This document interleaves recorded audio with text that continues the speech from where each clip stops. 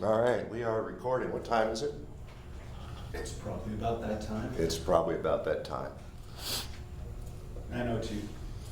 All right, well, we're going to get started.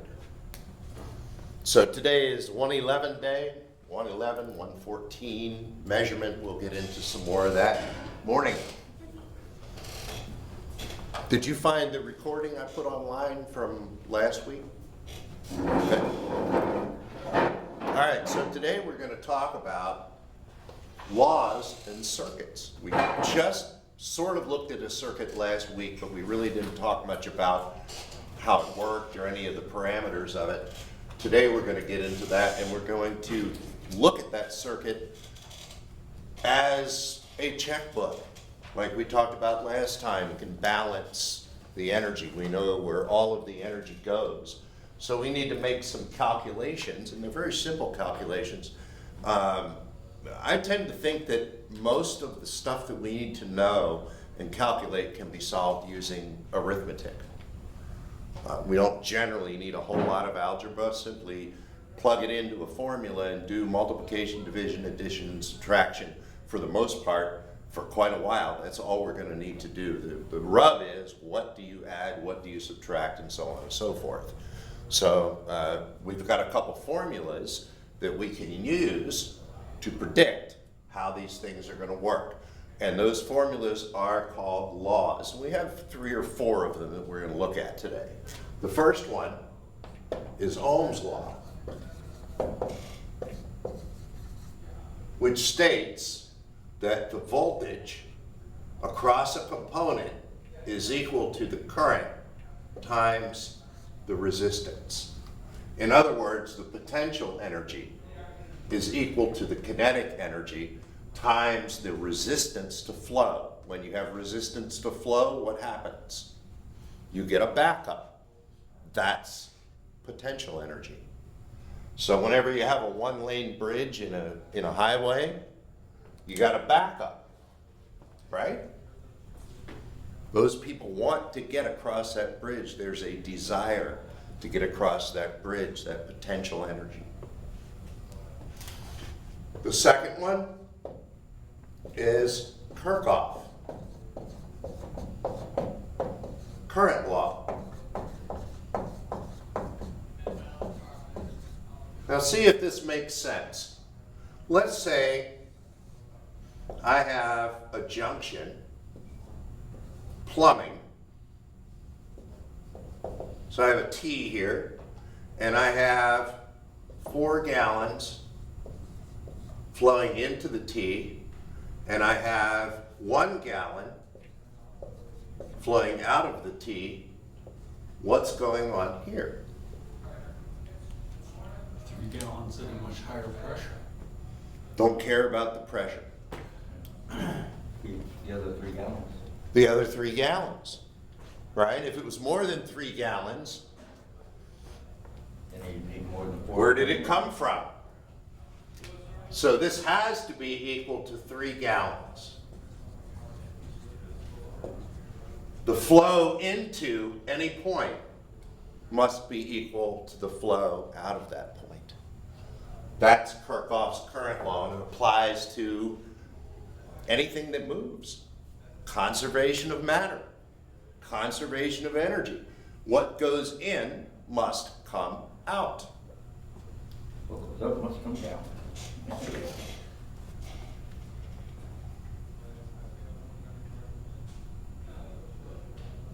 Okay, so here's a question, a little thought question here. If I run fluid through this pipe, there will be friction between the fluid and the surface of the pipe. And if I run a lot of fluid through that pipe, what will happen? The pipe will start to heat up. Okay, where's that heat coming from? Friction. It's coming from friction. But yet, if I have 4 gallons coming in, I'm still going to have 3 gallons and 1 gallon coming out, so I'm not going to lose anything. Where's the heat coming from? Well, you're not losing fucking, volume or mass, but you still it'll still require more pressure energy coming in, or not?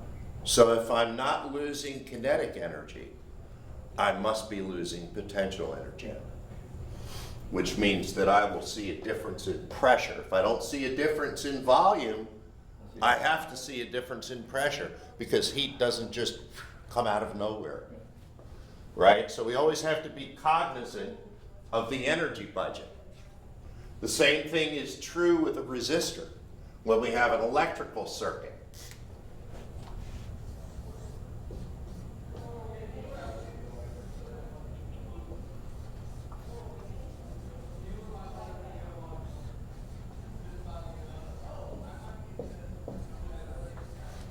I have two devices, R1 and R2. The current is going to flow and it's going to split between those two and is going to recombine here and flow back into the source. If this is 3 amps, this is going to be 3 amps.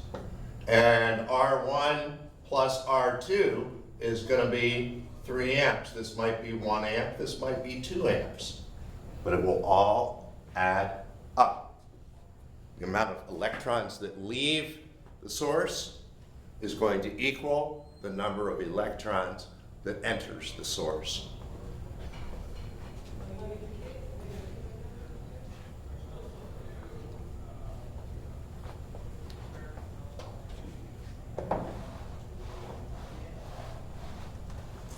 So Kirchhoff's current law says that all currents sum to 0.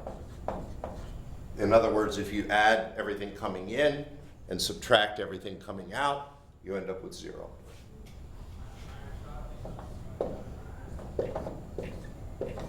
Kirchhoff's voltage law.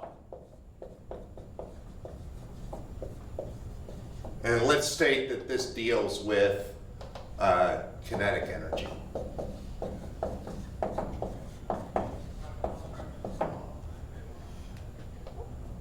Kirchhoff's voltage law says it is potential energy.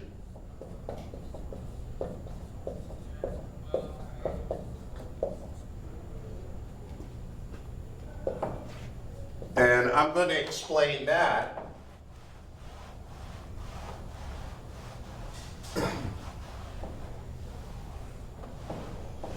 using another circuit. This time, the resistors are in series, one after the other. The current doesn't split, it flows through both resistors into the source.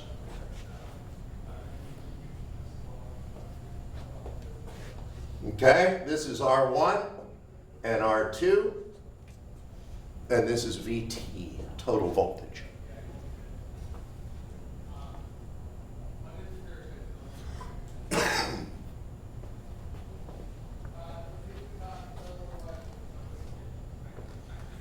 According to Ohm's law, if I have a current and a resistance, that's going to translate into a voltage. A current times a resistance will give us a voltage here.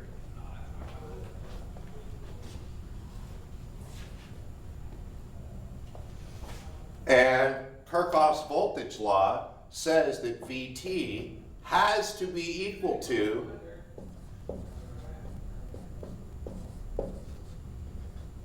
VR1 plus VR2. Another way, simpler way to look at this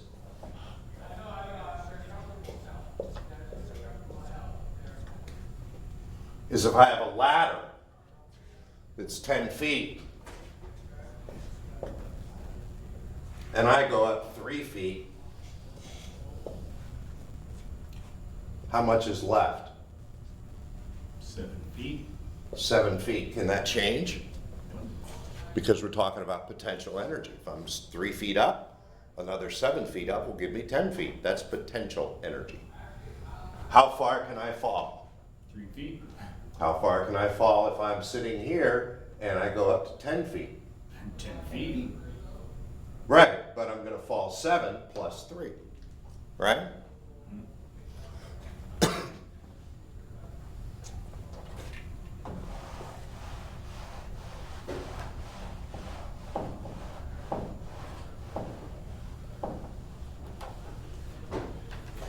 And number 4 is Watt's law.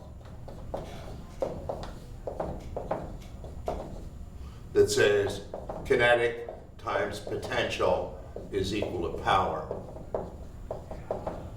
And in electronics, that is going to be volts times amps.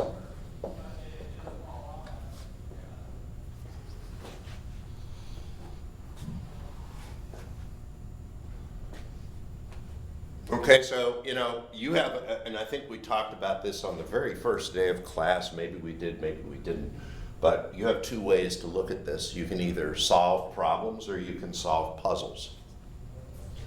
I prefer to look at this as solving puzzles. So when you have a circuit that looks like this,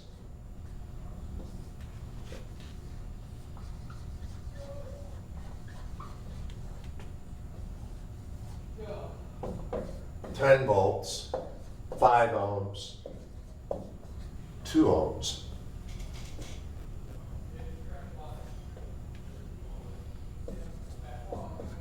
How much current do we have? How much voltage do we have across each resistor? How much current do we have through each resistor?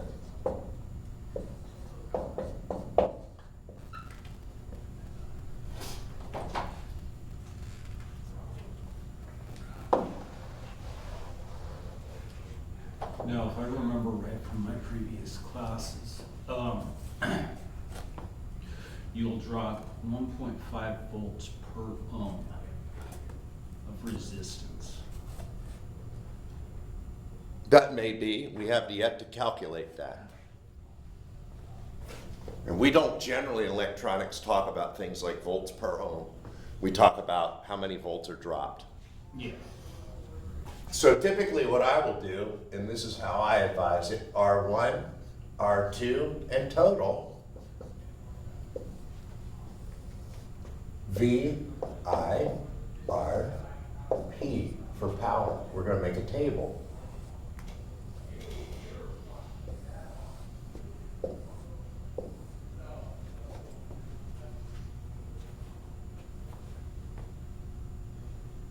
Okay, what do we know already? We know our total voltage is 10 volts. We know our total voltage is 10 volts. Anything else? We know the resistance of our resistors. R1 is 5 ohms. R2 is 2 ohms.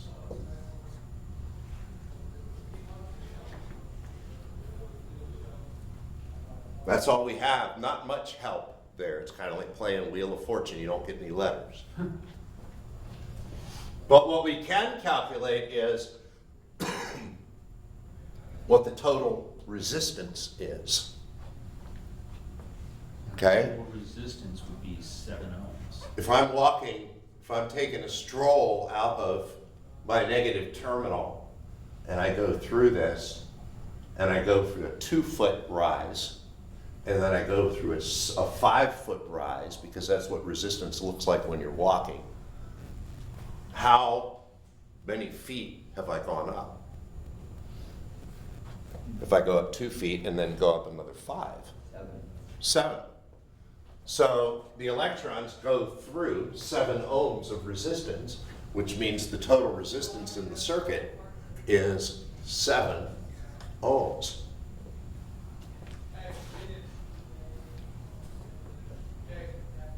Okay?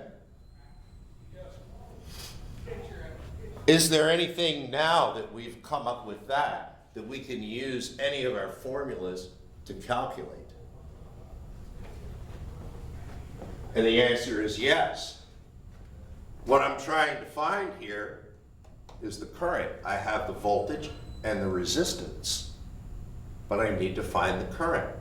So I'll take my little V is equal to I times R and do a little magic to it and divide both sides by R.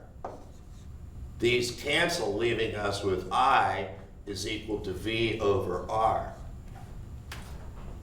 Same type of relationships like speed, distance, and time. 10/7, so it'd be like 1.3. So our voltage is 10 volts. Our resistance is 7 ohms. 10/7 is whatever it is. Like 1.3, I think. roughly. Probably about 1.3. Yeah. Has a remainder of 3, right? Yeah. Somewhere in there. So let's just go ahead and call it 1.3 amperes. Okay, so 1.3 amperes.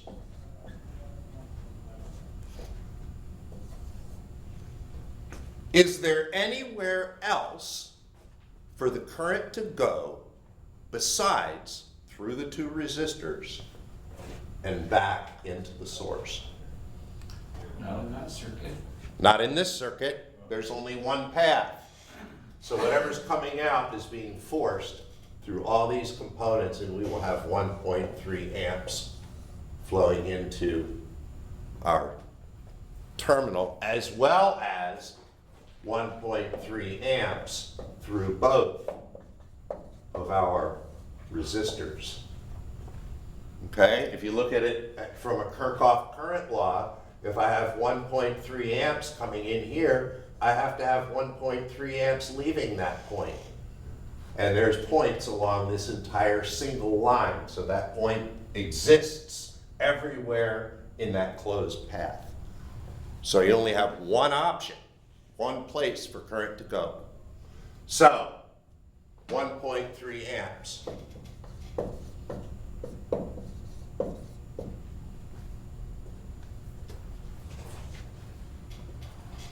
And now we can use V is equal to I times R to calculate this. 5 times 1.3 is 6.5. 2 times 1.3 is 2.6. So we're a little bit off, aren't we? Yeah, looks like it. With our 1.3, that calculation here. I guess we need to get a calculator. 10 divided by 7.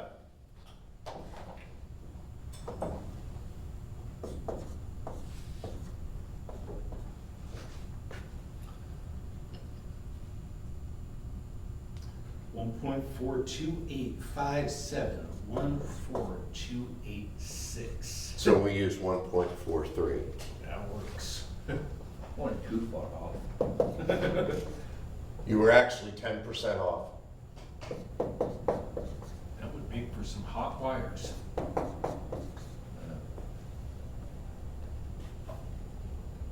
So if you're 10% off, this becomes 2.86. And this becomes 6.5 plus 0.65, which is 7.15. And now we add them up, we get 10.01, which is right on the money. Power, 7.15 times 1.43. That's going to be about 10.5 watts. 2.86 times 1.43 is about 4.3. And 10 times 1.43 is 14.3. 10.5 plus 4.3 gives us around 14.3, so my estimates are pretty good. It's almost like you've been practicing. I've just been doing this a while.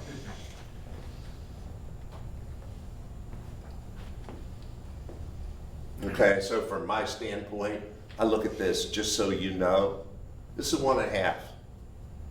So 2.8 times 6 times 1.5 is 2.8 plus 0.14, right? Or 1.4, that gives you 4.2 plus the change.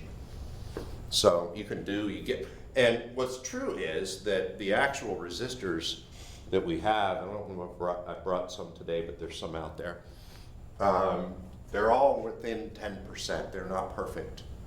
So you're free to estimate what your values are and make sure that you're in the right path, because even though my numbers are off a little bit, it's clear that they add up to about the same amount.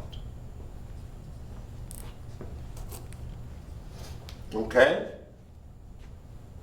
So we can fill in that table, and again, it's like a puzzle in the back of the newspaper. Complete the table. Let's do another one. Does anybody have any questions about this? All right, before we do erase this, I want to point out that this is what we call a series circuit.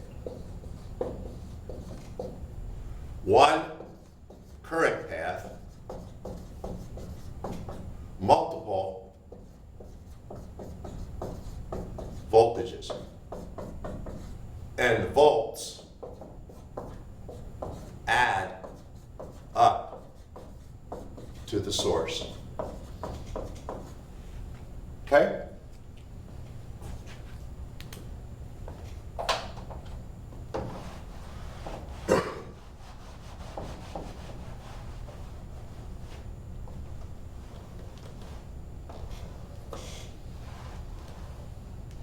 We'll use the same values. Here's the other circuit.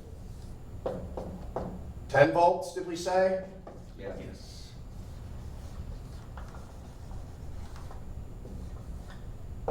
5 ohms and 2 ohms.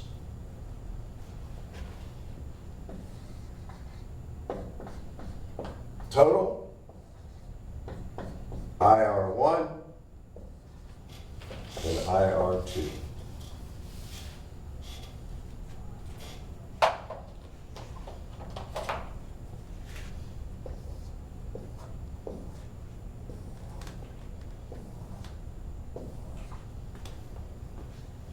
Again, we can write down the values of the resistances. R1 is 5 ohms, and R2 is 2 ohms, and our total voltage is 10 volts.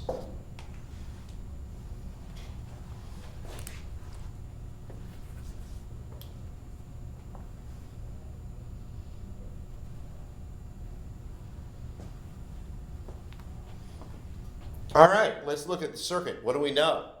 Can we figure anything out?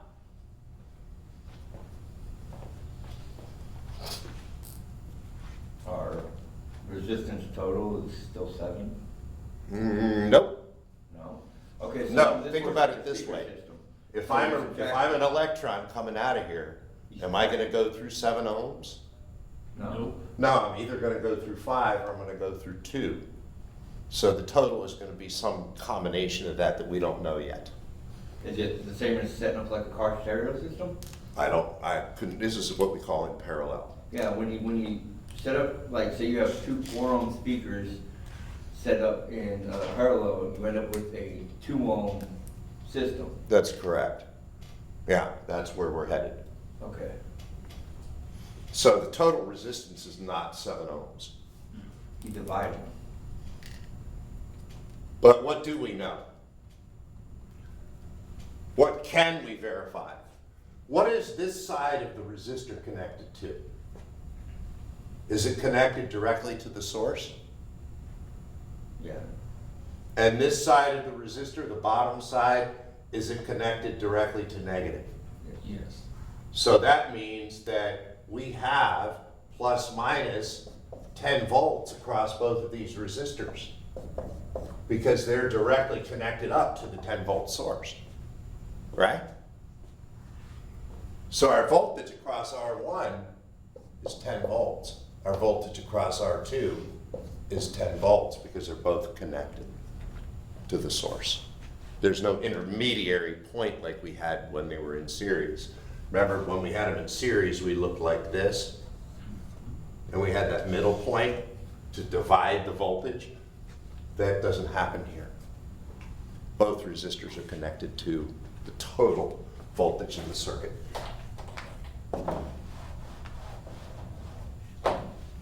All right, so what do we know?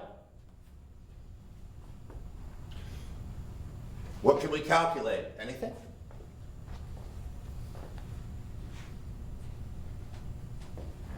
If we forget about the power, all I need is any two to calculate the third. Yeah, so you should be able to get the, what is that, current?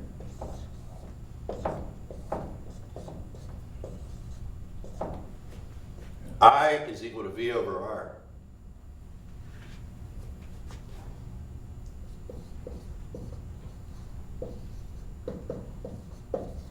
Yes, yeah. 5 amps.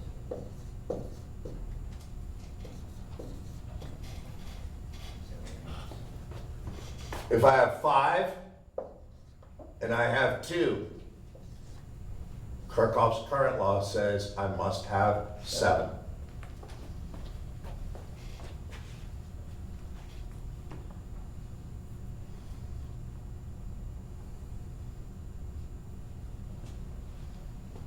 So what's the total resistance of the circuit?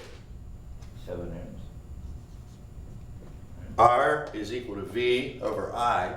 I know what V is, I know what I is.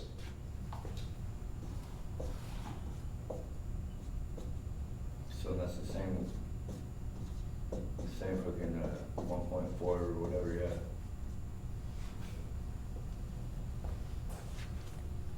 Total resistance is 1.43 ohms.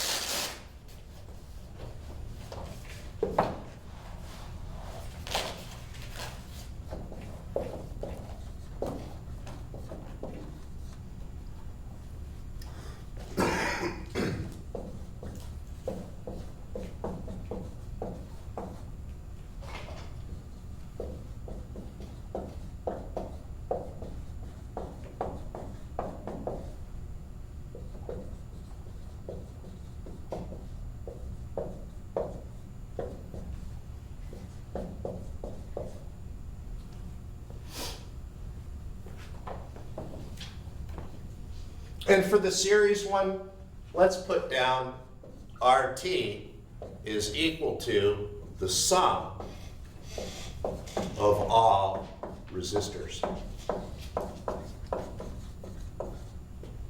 For parallel, RT is going to be equal to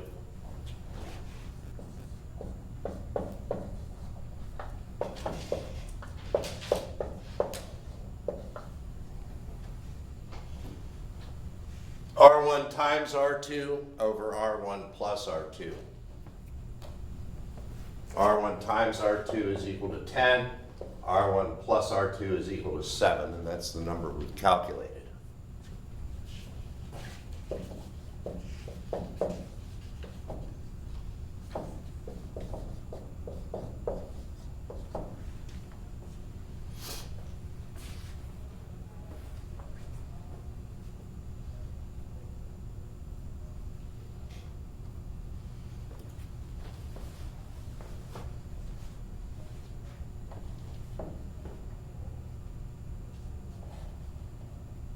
And finally, we can do our powers. Power, voltage times current, 10 times 2 is 20 watts. 10 times 5 is 50 watts. For a total of 10 times 7 is 70 watts. They both add.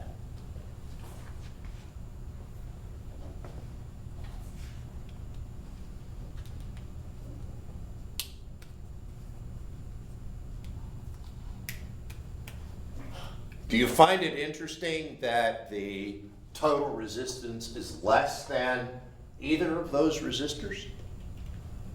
Because the total resistance is 1.43 ohms. So this circuit behaves as if it were a same voltage source through a 1.43 ohm resistor. It's going to give you the same current. Yeah. Isn't that kind of strange that you can add two resistors together in the same circuit, but then when you change the circuit now, we can't add them anymore. And I'd like to explain that a little bit on a experiential level, how that can be. Okay? Yeah, that's always, I've always been curious about that, setting up step part stereos and stuff. Yeah, and you know, it's one of those things, but there's a simple way to explain it. I'm not done yet. You what? I was still copying that. Oh, well, I'll help you fill it out. I'll help you fill that out, I'm I just sorry. read the last part of the parallel. It says currents. Currents add to the source current. Okay. Currents add to. Now, this video is gonna be posted so it can be. Yeah, I'll have this posted, so, Okay, I'll go yeah. back and get it later. All right, so we don't need this either. All right, so let's go to Walmart. Walmart, believe it or not, is a giant circuit. You have a parking lot. You have people coming in. They go and shop. Each person going and leaving Walmart has to go through what? A register.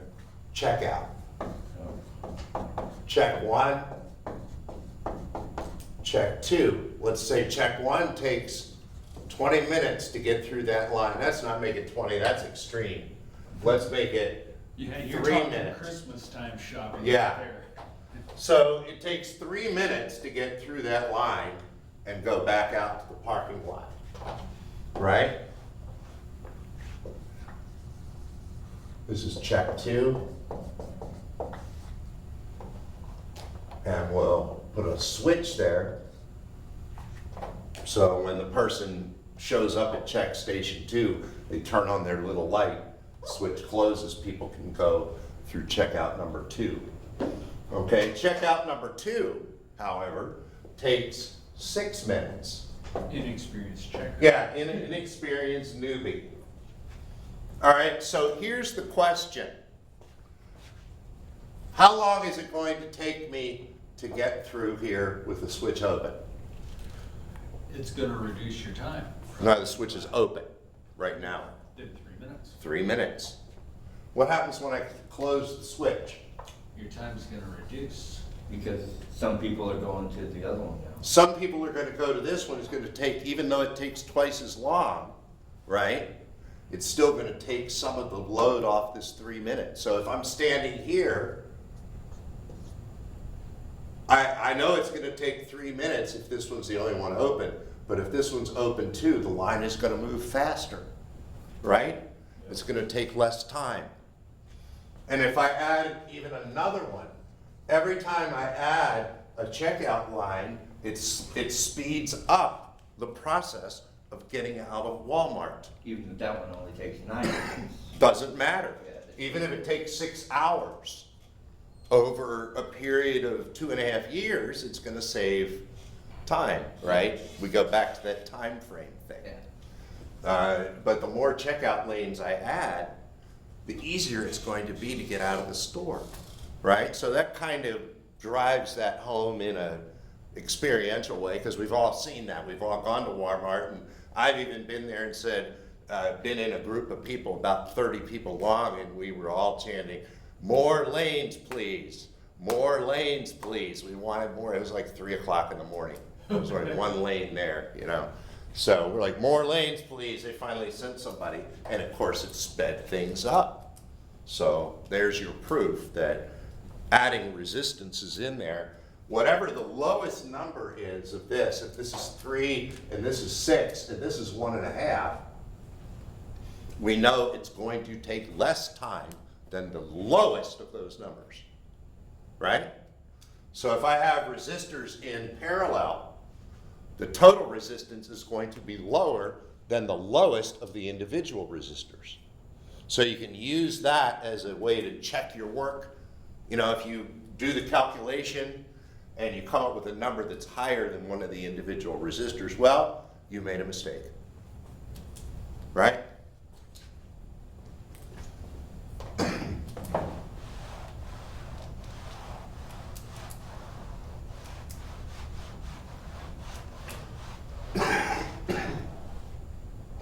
Now, further along, if this were pure electronics class, we'd be doing what I'm about to show you for about a week. What's the time? Give me a time check. 9:37. What is it? 9:37. Good, okay, so we're in good shape. Unfortunately, the real world is not so simple. Of course not.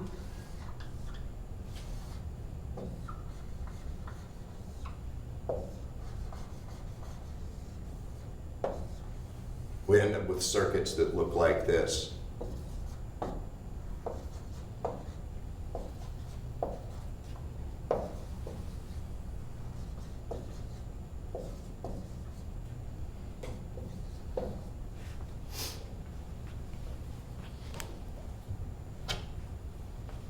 This is a series parallel circuit.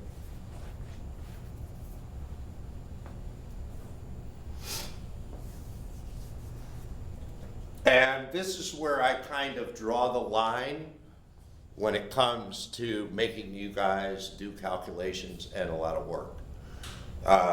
If you're taking the electronics curriculum, which is pure electronics, then you have to get to the point where you can analyze these circuits down to the same level that we analyzed the ones that we just did. But for us, we don't need to go to that point because we've got hydraulics and mechanics and stuff to do. So we're not going to go in as much depth when it comes to the electronics, because we're going to be covering all the way through op amps and digital pretty much this quarter.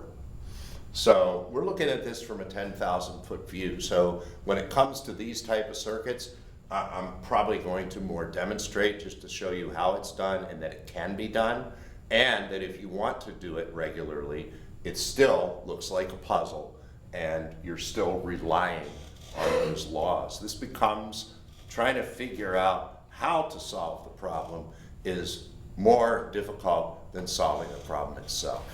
Because solving the problem itself simply involves pressing buttons on your calculator, but you need to know what buttons to enter. Okay, so we're going to rely on Kirchhoff's voltage law and Kirchhoff's current law to be able to solve this problem. So 12 volts, 5 ohms, 3 ohms, 6 ohms.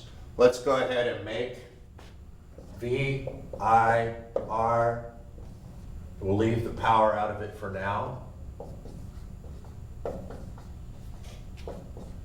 And I apologize that my drawing is a little bit messed up, so I'll fix it. This was what, 6 ohms? R3.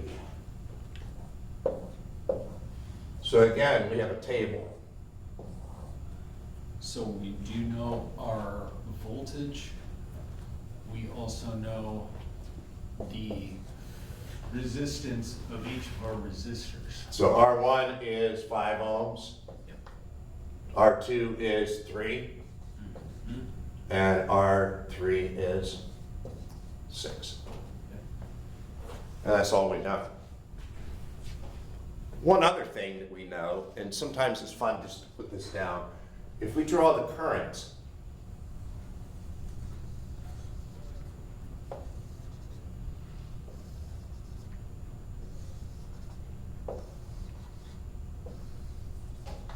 current through R1 is the total current, right? All of the current in the circuit has to flow through R1. Is that true? Yes. So I'm just going to put down, just as a note to myself, it's equal to IT, and this is equal to R1. That way, if I calculate one, I know that the other one is done. You see where I'm going there? Trying to make things simple. So how am I going to solve this circuit? Well, typically, we do it by simplifying. And I can turn this circuit into an easier, what we want to do is get it to one of the two types that we just looked at in a series of Combine parallel. the parallel section into a single ohm reading before you can figure out, right? So R2 in parallel with R3 is going to be R2 times R3 over R2 plus R3. So these two in parallel, and they are in parallel because they share the same points at the ends. I could make those two resistors by twisting the ends together. They're in parallel.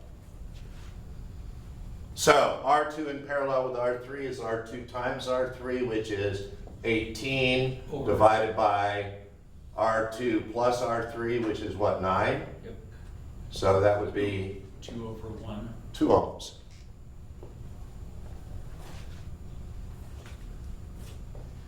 So now what I can do, and I encourage you to do it this way, is redraw the circuit as 5 ohms And 2 ohms. 2 ohms. and 2 ohms.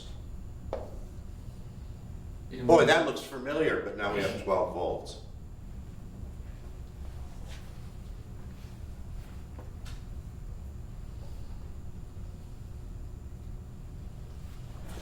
Okay, so now we have a series circuit.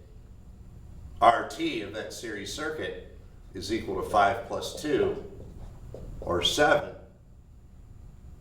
And the current in the circuit is equal to V, which is 12, over R, which is 7.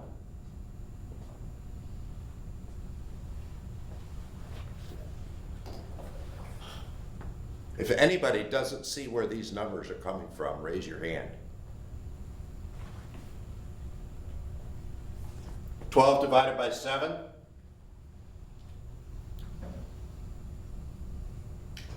Like 1.714, What is it? like 1.714. So we'll make it 1.7 amps. Total current, 1.7 amps, right here. And it's the same up here at R1, since we have 1.7 and 1.7. And then these are going to split. So we don't know what they are yet.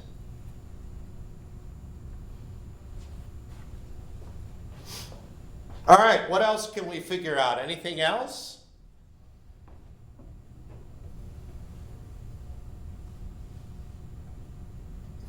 We have 2 out of 3 on the first row. So the voltages should be. So we can calculate the voltage. What's voltage equal to? I times R. I times R. 8.5 volts, yes?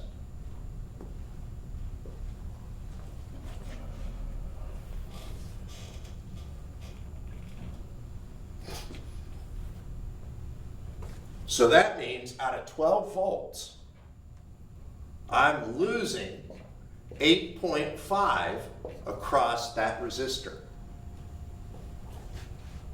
Plus minus 8.5 volts. So if I've got 8.5 volts here, and I think about Kirchhoff's voltage law, how many volts do I have here? 3.5. 3.5 volts across the combination of R2 in parallel with R3, because that's where we got that information. That means I have 8.5 volts there, and I have plus minus 3.5 volts across both of those parallel. Remember what we said about parallel? Parallel resistors have the same voltage, right?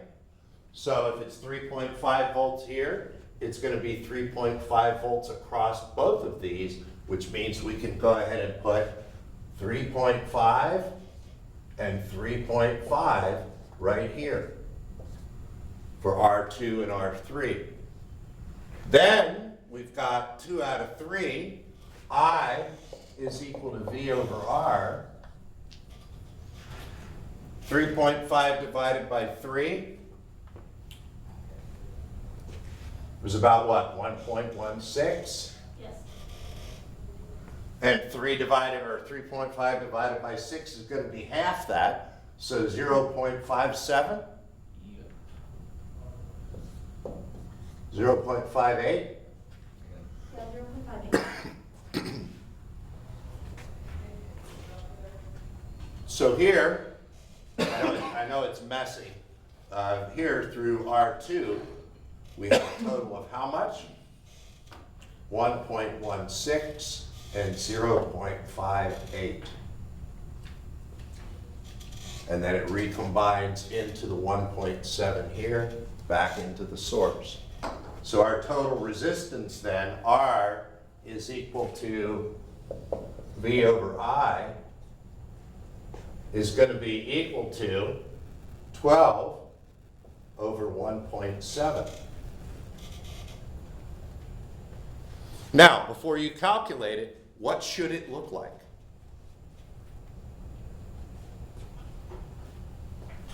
What should the range of it be? What's the lowest value it can be? 5. 5. Because all the current has to get through here. What about this? That should be lower than 3. Got to be lower than 3. So the most this could be would be 8. The least it could be would be 5. So when you do your calculation, your answer had best be between 5 and 8. 7.05882235. So 7 ohms. 7.06. I don't care about the little minutiae. If it's 7.9 or 7.6, we go to 8, but 7.01, that's 7, especially when you think about the 10% rule. Yeah.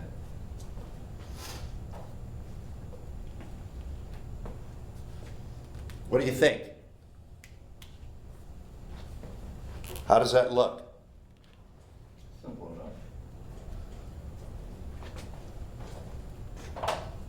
As long as you can keep the formula straight, it's pretty straightforward. You have a number of very simple formulas, Yeah.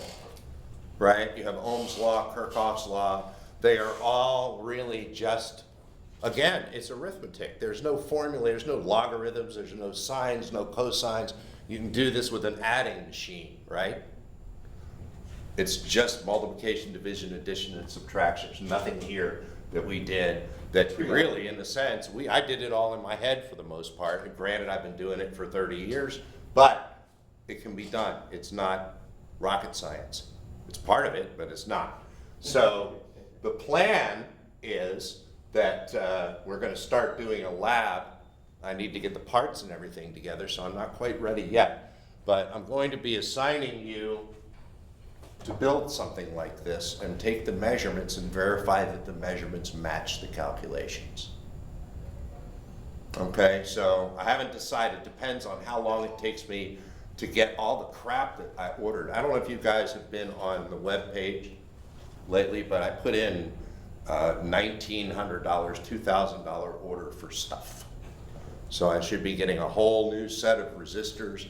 I'm not going to use the tin cans that are out there that have 40-year-old resistors in them because they're all wrong. So I've ordered all new parts, specific values. So once those parts come in, then I'll be able to tell you what value of resistors to use for your circuit. Okay, so I'm hoping that that stuff will start dribbling in today. It was ordered last week through Amazon. So I'm hoping it will be dribbling in sometime this week. So we should be able to get a lab started towards the end of this week in this class. Okay, part of that lab will be taking measurements of these things with a meter that we'll talk about also. And that will satisfy some of the requirements of the measurements, the 114 class. Okay, so being that we have 114 tomorrow, what we will do tomorrow is we're going to redraw this circuit and look at a different type of combination circuit. The one we're going to look at tomorrow looks like this.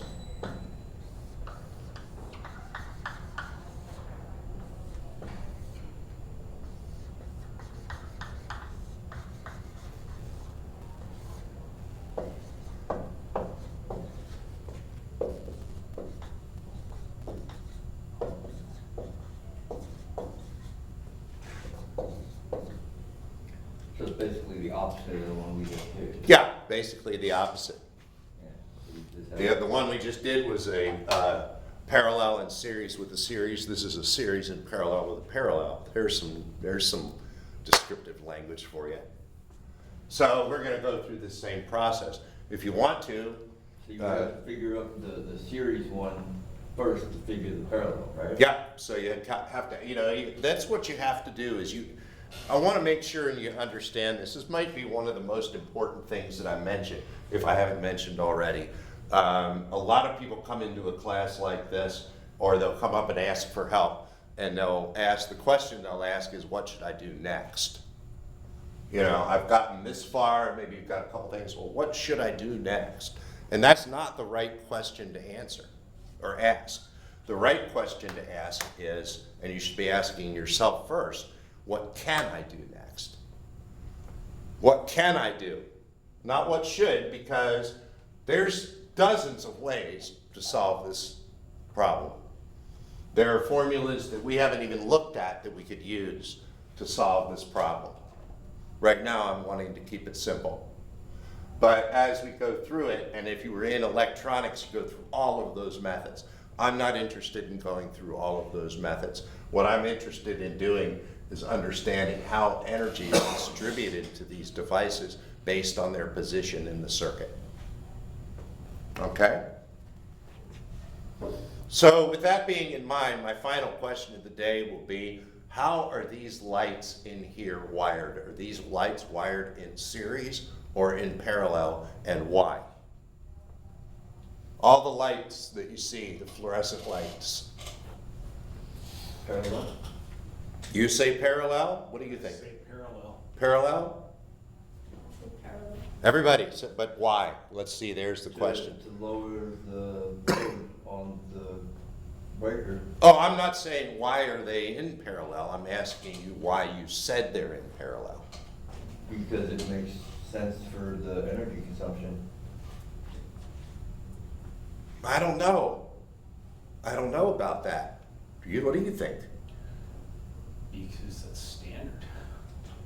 Well, but that stands cop out. It's standard for a reason. Why is it a standard? Then we go to that. In parallel, they draw less current. No, the devices draw the same amount of current Still draw the same thing. depending on the voltage. Here's the answer. All of those bulbs are rated at 120 volts, right? If I were to wire them in series, each one would only get 60 volts if there's two. Each one would only get 40 volts if there's three. Each one would only get 30 volts if there are four. So each one of these bulbs is rated for the same voltage, and it doesn't matter how many you put in the circuit. If you have a switch that has 1, 2, 3, 4, 5, 6, 7, 8, 9, 800, 900, 1,000 bulbs, it just becomes one single parallel circuit. You throw one switch, they all turn on. The other question is, what happens when I remove a bulb? Oh, we've got 2 bad here, 3 bad ones. If they were in series, if one bulb is bad, Like Christmas lights. like Christmas lights, they all, yeah, and you can go back to Walmart and you can go to the Christmas light rack and see 100 lights for $1.99, and then you see one next to it that says 100 lights for $4.99, and you say to yourself, screw that, why would anybody pay 3 times the amount? But the answer is, the ones that are in $4.99 box are all wired in parallel, so if you lose one, the rest of them stay lit. The cheaper ones are wired in series, so if you lose a bulb, they all go out. Yep. And then you gotta get that thing that, yeah. Yeah.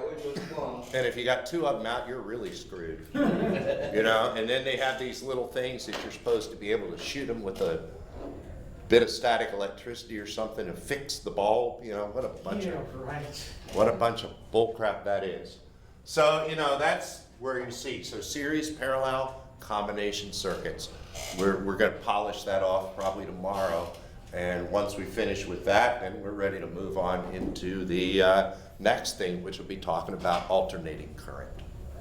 And we'll probably get into that next week. All right? Anybody have any questions right now? If not, I'm gonna go ahead and turn off the recording. Okay.